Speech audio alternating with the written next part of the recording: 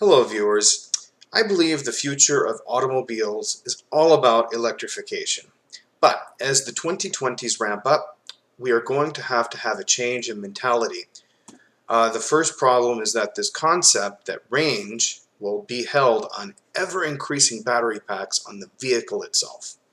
While we will get some efficiencies and improvements, for example, in 10 years' time, maybe a 60 kilowatt hour battery pack will be as cheap as a 40 kilowatt hour pack is today to produce. And that's great. The fact is that won't help EV adoption today in 2020.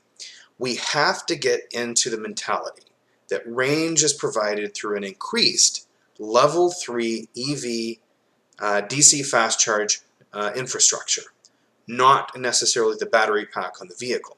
We need to get the government involved. No, I'm not talking about government ownership and control of the charge infrastructure. That would be awful. What I'm talking about rather are we need laws to state if you own a gas station, you are required by law to have at least a few EV fast chargers in addition to your gas and diesel pumps. Also, both level 2 and level 3 chargers should be encouraged in parking lots, from your grocery store to malls, from rest stops on the highway to even remote locations in a very remote rural area. This fast charge infrastructure is the key to mass adoption.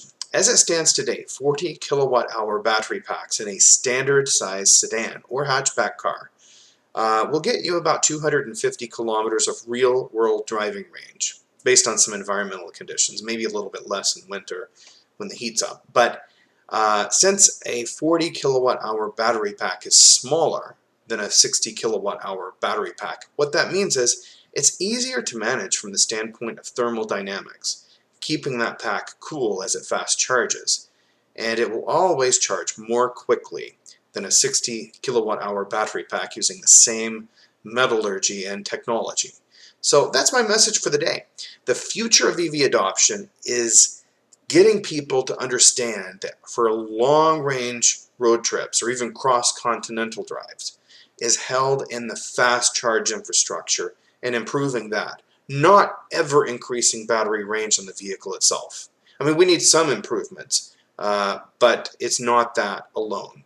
If we see a vehicle with a 100 kilowatt hour onboard acceptance rate for the DC fast charge and a 40 kilowatt hour battery pack that's capable of 250 clicks of range, with improved thermal dynamics, you could easily charge that to a fast charge in 10 or 15 minutes. That's the holy grail of affordable EVs. And that's why I'm not going to hold my breath for these $100,000 rich boy toys like the Tesla Cybertruck. They aren't practical.